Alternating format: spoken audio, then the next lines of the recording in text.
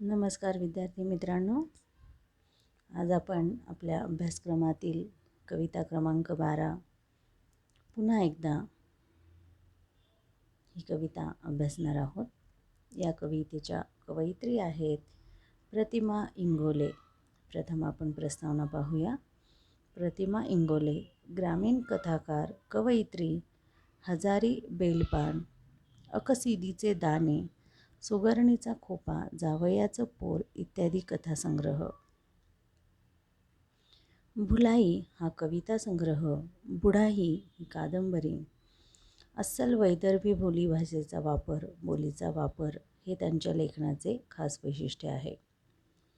नवनिर्माणाचा ध्यास घेतलेल्या मनाच्या भावस्थितीचे वर्णन प्रस्तुत कवितेत कवयित्रीने केले आहे. नवीन निर्मिती करायची, नवीन काहीतरी करायचं, चांगलं काहीतरी करायचं, अशा ध्यास घेतलेल्या भावस्थितीचं वर्णन या कवितेतून आपल्याला कवयित्री करताना दिसतात. प्रस्तावना पाठ करून ठेवा. कोणत्याही कवितेच्या ओळी तुम्हाला परीक्षेत आल्या तर प्रस्तावनेमधून महत्त्वाचे मुद्दे तुम्हाला लिहिता येतात. कवितेचं नाव, कवयित्रीचं नाव किंवा कवीचं नाव तुमचं पाठ असलं पाहिजे. पुन्हा आता आपण कवितेच्या ओळी पाहूया.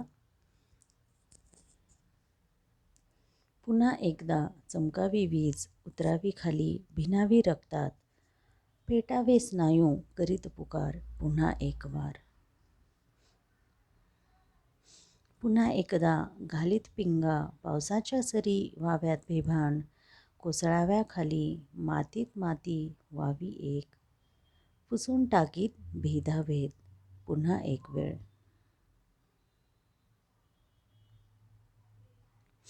पुन्हा एकदा घुमावा वारा, युवक इथला भारला जावा,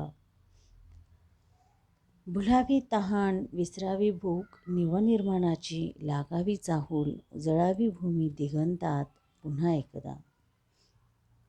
कवितेच्या ओळी अतिशय कमी शब्दामध्ये खूप मोठा अर्थ आपल्याला इथं कवयित्री सांगताना दिसत आहेत. आता आपण कवितेच्या ओळी आणि अर्थ पाहूया. पुन्हा एकदा चमकावी वीज, उतरावी खाली, भिनावी रक्तात, पेटावे स्नायू, करीत पुकार पुन्हा एकदा, पुन्हा एक वार. एकदा या शब्दाचा अर्थ एक वार, एकदा आणि एक वार दोन्ही शब्दांचा एकच अर्थ आहे. चमकणे, चमकणे म्हणजे चकाकणे. रक्त, रक्त म्हणजे रुधिर. हा समानार्थी शब्द बऱ्याच वेळा आपल्याला परीक्षेला येतो. रक्त समानार्थी शब्द रुधिर. स्नायू, स्नायू म्हणजे मसल्स. पुकार, पुकार म्हणजे हाक, पुकार म्हणजे हाक मारणे, साद घालणे. आता ओळींचा अर्थ आपण पाहूया. निसर्गातील विविध प्रतीकांचा वापर करत, निसर्गाची विविध प्रतीके, प्रतीके म्हणजे काय? निसर्गाची प्रतीके म्हणजे काय? डोंगर, दऱ्या, पाणी, समुद्र, झाडे ही सर्व निसर्गाची प्रतीके आहेत. तर या प्रतीकांमध्ये या कवितेमध्ये कवयित्रीने वीज हे प्रतीक, निसर्गाचं प्रतीक घेऊन आपल्याला इथे त्यांच्या मनातल्या भावना त्यांनी व्यक्त केल्या आहेत. माणसांना किंवा मानवांना विजेचे प्रतीक देऊन आपल्या मनातले विचार, समाजाच्या प्रगतीचे विचार त्यांनी स्पष्ट केलेले आहेत. निसर्गातील विविध प्रतीकांचा वापर करत कवयित्री नवनिर्मितीचा ध्यास घेतलेल्या मनाच्या भावस्थितीचे वर्णन करताना म्हणतात की, पुन्हा एकदा वीज चमकून खाली यावी, त्या विजेचे तेज, तिची प्रखरता माणसांच्या रक्तात भिनावी. म्हणजेच काय? तर माणसांमध्ये पुन्हा एकदा उत्साह भरून जावा, त्यांचे स्नायू पेटून उठावेत. म्हणजे समाजातील जुन्या रूढी, जुन्या चालीरीती, जुन्या परंपरा, अन्याय, अत्याचार याविरुद्ध त्यांनी पेटून उठावे आणि ते सारे नष्ट करून त्यातून समाजाला प्रगतीपथावर घेऊन जाणारे नवीन विचार निर्माण व्हावेत. आता या ओळींमध्ये कवयित्री काय आपल्याला सांगतात? विविध प्रतीक, निसर्गाच्या प्रतीकांचा, वीज या प्रतीकाचा त्यांनी वापर केलेला आहे. कवयित्री म्हणतात, ज्याप्रमाणे आकाशामध्ये वीज चमकते आणि खाली येते. ज्या चपळतेने ती खाली येते, ज्या चपळतेने ती चमकते, ती चपळता विजेची, ती चपळता माणसांमध्ये यावी. म्हणजे माणूस उत्साही व्हावा. कुठलंही काम, कोणतंही काम करण्यासाठी माणसामध्ये उत्साह निर्माण व्हावा. चांगलं काम करण्यासाठी त्याचे स्नायू पेटून उठावेत. स्नायू पेटून उठणे म्हणजे काय? तर चांगलं काम करण्यासाठी माणसामध्ये ताकद निर्माण व्हावी. ज्या काही समाजामध्ये चाललेल्या जुन्या चालीरीती आहेत, परंपरा आहेत, ज्या समाजासाठी घातक आहेत, त्या नष्ट व्हाव्यात आणि नवीन चांगला समाज, एक नवीन परंपरा या समाजामध्ये निर्माण व्हाव्यात, की ज्याच्यामुळे समाज प्रगती करेल, समाज प्रगतीपथावर जाईल. जुन्या परंपरांमध्ये राहून, जुन्या बुरसटलेल्या विचारांमध्ये राहून जर समाजाची प्रगती होत नसेल, तर असे विचार आपण सोडून द्यावेत आणि चांगले समाजाची प्रगती करणारे विचार आपण करावेत, असं आपल्याला कवयित्री सांगतात. पुढे आता आपण पाहूया. पुन्हा एकदा घालीत पिंगा, पावसाच्या सरी व्हाव्यात बेभान, कोसळाव्यात खाली, मातीत माती एक व्हावी, पुसून टाकीत भेदाभेद पुन्हा एक वेळ. पिंगा म्हणजे स्वतःभोवती गोल फिरणे, लहान मुलींचा एक खेळ. पाऊस, पाऊस म्हणजे वर्षा, पर्जन्य. कोसळाव्यात म्हणजे पडाव्यात, खाली पडाव्यात. बेभान, भान नसणे, नियंत्रण नसणे. आता इथे पावसाच्या प्रतीकातून कवयित्रीने आपल्याला काय सांगितलेलं आहे? नवनिर्मितीच्या विचारांनी प्रेरित झालेल्या मनाच्या भावस्थितीचे वर्णन करताना कवयित्री म्हणतात, पुन्हा एकदा पावसाच्या सरी पिंगाखालीत म्हणजे स्वतःभोवतीच गोलगोल फिरत बेभान होऊन जमिनीवर बरसाव्यात आणि या बेभान सरींमुळे मातीत माती मिसळून जावी, ती एकजीव व्हावी. याचाच अर्थ काय?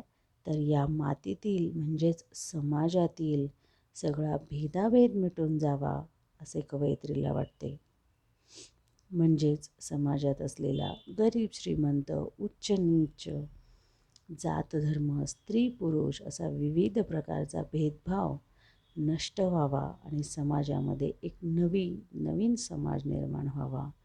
जातीविरहित, भेदभावविरहित, सर्वांनी एकत्र येऊन काम करावं, सर्वांनी एकत्र व्हावं. जशी पाऊस पडल्यानंतर माती एकरूप होते, एकजीव होते, तसंच आपल्या समाजामध्ये सर्व जाती धर्माच्या लोकांनी एकत्रित व्हावं. कोणताही जातधर्म नसावा, स्त्री पुरुष, गरीब श्रीमंत, कोणताही जातधर्म नसावा.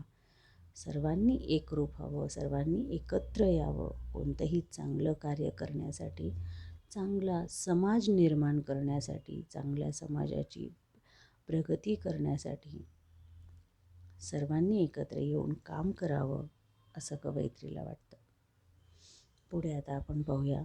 पुन्हा एकदा घुमावा वारा, युवक इथला भारला जावा, भुलावी तहान, विसरावी भूक, नवनिर्माणाची लागावी चाहूल, उजळावी भूमी दिगंतात पुन्हा एकदा. घुमावा, घुमणे म्हणजे वाहने, युवक म्हणजे तरुण, नवनिर्माण म्हणजे नवनिर्मिती, भूमी म्हणजे जमीन, चाहूल म्हणजे काणोचा आणि दिगंत म्हणजे आसमंत, आकाश. आता इथे कवयित्रीने वाऱ्याच्या प्रतीकातून आपल्याला काय सांगितलेलं आहे की नवनिर्मितीचे विचार मांडत असताना कवयित्री म्हणतात की पुन्हा एकदा नव्या सुधारणांचा वारा आपल्या समाजात घुमत यावा. या वाऱ्याने इथला प्रत्येक युवक भारला जावा, इथल्या प्रत्येक तरुणाने मंत्रमुग्ध होऊन तहानभूक विसरून नवीन गोष्टी निर्माण कराव्यात. नवीन निर्माणाची आस म्हणजे इच्छा आपल्या मनामध्ये धरावी. या नवीन विचारांचा नवा समाज निर्माण व्हावा. नवीन विचारांनी, नवीन कर्तृत्वाने ही सारी भूमी उजळून निघावी. म्हणजेच आपली भारतभूमी प्रखर तेजाने पुन्हा एकदा तळपावी, तिची कीर्ती, प्रसिद्धी साऱ्या जगभर पसरावी, असे कवयित्रीला वाटते. कवयित्री इथे आपल्याला काय सांगतात? वाऱ्याच्या प्रतीकातून ज्याप्रमाणे वारा वाहतो त्याचप्रमाणे या वाऱ्याप्रमाणे या समाजामध्ये वेगळे विचार, या वाऱ्याप्रमाणेच तरुणांमध्ये वेगळे विचार निर्माण व्हावेत. तरुण युवकांमध्ये ही ताकद आहे, ही समाज बदलण्याची ताकद, समाजामध्ये चांगलं काहीतरी करण्याची ताकद ही युवकांमध्ये आहे. आणि असे युवकांमध्ये ही ताकद यावी, युवकांनी नवीन कर्तृत्व करून दाखवावं, समाजाचा विकास करण्यासाठी, समाजाची प्रगती करण्यासाठी युवकांनी पुढं यावं वाऱ्याप्रमाणे. आणि या प्रगतीने, आपल्या समाजाच्या प्रगतीने आपल्या भारतामध्ये, आपल्या भारतभूमीची कीर्ती सर्व जगभर पसरावी, असं काहीतरी कार्य आपल्या समाजातील तरुणांनी करावं असं कवयित्रीला वाटतं. छोटीशी कविता आहे, पण या कवितेतून कवयित्रीने फार मोठे विचार व्यक्त केलेले आपल्याला दिसतात. विजेच्या प्रतीकातून, वाऱ्याच्या प्रतीकातून, पावसाच्या प्रतीकातून सर्वांनी कोणतंही चांगलं कार्य आपल्याला जर करायचं असेल तर सर्वांनी एकत्र येऊन काम केलं तर कोणतंही कार्य आपण साध्य करू शकतो, सिद्ध करू शकतो, हे आपल्याला कवयित्रीला सांगायचं आहे. कोणतंही काम करण्यासाठी एकत्र या, भेदभाव विसरा, भांडण विसरा, मत्सर विसरा आणि काम करण्यासाठी, चांगलं काम करण्यासाठी एकत्र या. स्वतःची प्रगती करा, स्वतःची प्रगतीबरोबर समाजाचीही प्रगती करा, देशाची प्रगती करा आणि भारतभूमीची कीर्ती सर्व जगभर पसरवा, असं आपल्याला कवयित्रीला या कवितेतून सांगायचं आहे. कविता अगदी छोटी आहे, अर्थपूर्ण आहे. कविता वाचल्यानंतर तुम्हाला त्याचा अर्थ समजणारच आहे. अर्थ खूप सोपा आहे. पुन्हा एकदा समजून घ्या, पुन्हा पुन्हा वाचा, म्हणजे तुम्हाला कवितेचा अर्थ नक्कीच समजेल. आता या कवितेमध्ये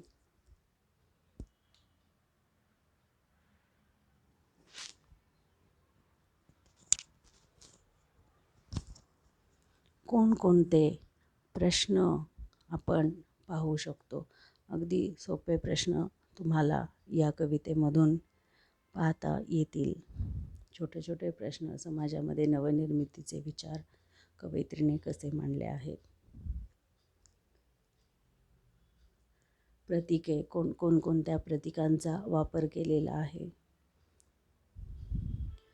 भारत समाजामध्ये प्रगती करण्यासाठी आपण काय केलं पाहिजे किंवा युवकांनी काय केलं पाहिजे, असे स्वमत आधारितसुद्धा तुम्हाला प्रश्न येऊ शकतात. प्रश्न उत्तरं एकदम सोपे आहेत. अर्थ समजला की तुम्हाला प्रश्न उत्तरेसुद्धा लिहिता येतील. कविता वाचा, अर्थ नीट समजून घ्या, कविता तुम्हाला नक्की समजेल. धन्यवाद.